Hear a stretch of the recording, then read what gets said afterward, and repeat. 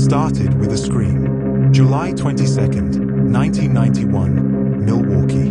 A man in handcuffs runs barefoot through the streets, his eyes wild with terror. He flags down 2 police officers, stammering out a chilling claim. "He tried to kill me. There's a head in the fridge."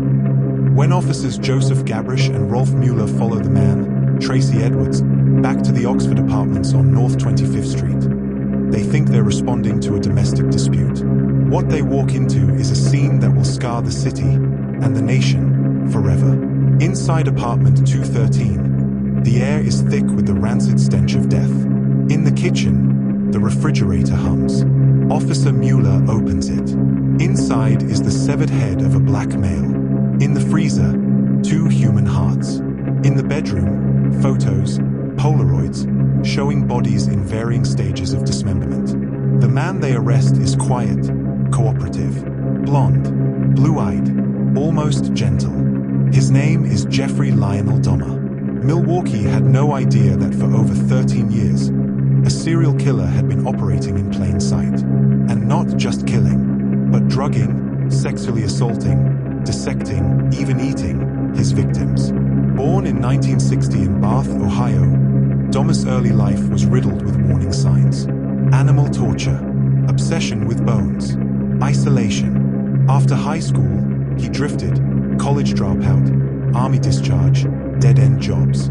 He killed his first victim, Stephen Hicks, in 1978, smashing his skull with a dumbbell.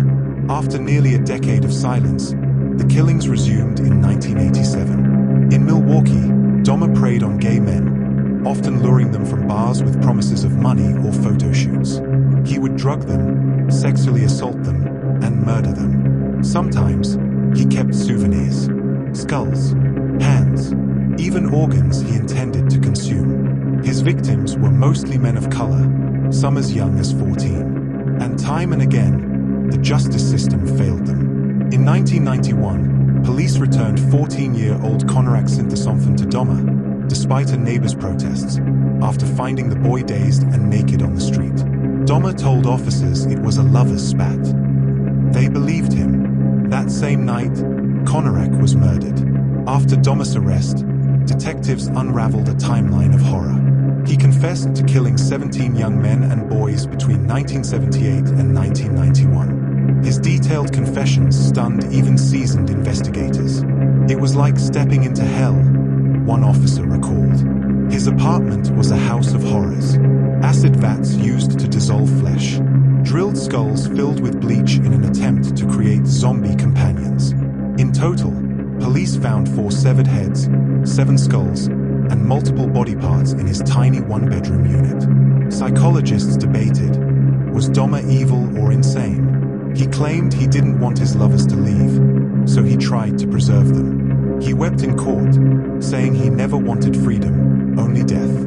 But many saw that as manipulation. At trial in 1992, the jury found him legally sane. He was sentenced to 15 life terms, a total of 957 years.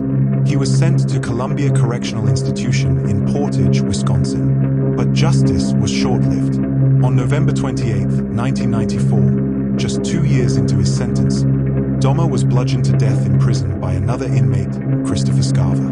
Scarver later said, "God told me to do it." The case left deep scars. Milwaukee's LGBTQ+ and black communities grieved. Questions lingered.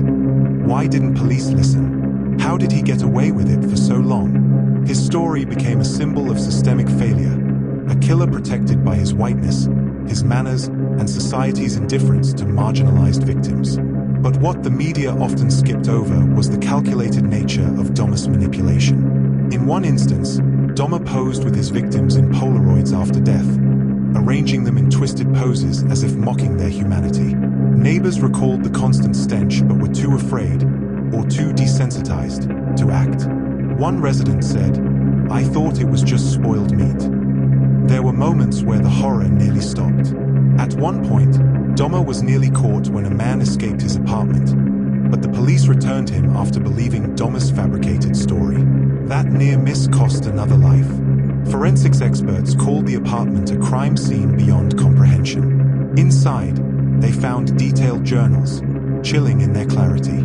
Dahmer had catalogued the order of killings, the methods, even sketches of dismemberment. During interrogations, he spoke in a flat, almost detached tone. "I was just trying to find a way to keep them with me," he said. But his words couldn't mask the brutality of his acts. Parents of victims wept in court. One woman shouted, "Look at me. Say my son's name." Dahmer stared blankly. Journalists flooded Milwaukee. Reporters from around the world asked, how could someone do this? But perhaps the more haunting question was, how did no one stop him sooner? The police department faced immense scrutiny. Officers involved in releasing Conorak were suspended, but later reinstated. Public trust shattered. Rallies were held. Demands for justice echoed in the streets. People wanted accountability, not just for the killings, but for the silence that allowed them. Today, true crime documentaries, books, and even dramatized series continue to dissect Dahmer's life. But beneath the fascination lies a sobering truth. Real people died. 17 lives lost. Families broken. A city scarred. The ground where the Oxford apartments stood remains empty.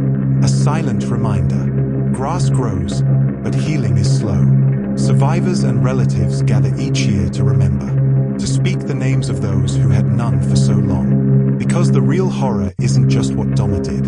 It's how long he got away with it. How many warnings were missed. How many cries went unheard. Here at Crimes Uncoded, we're not just telling crime stories. We're breaking down the legal codes that define them. Make sure to subscribe, because next up, the perfect murder and the law that couldn't touch it.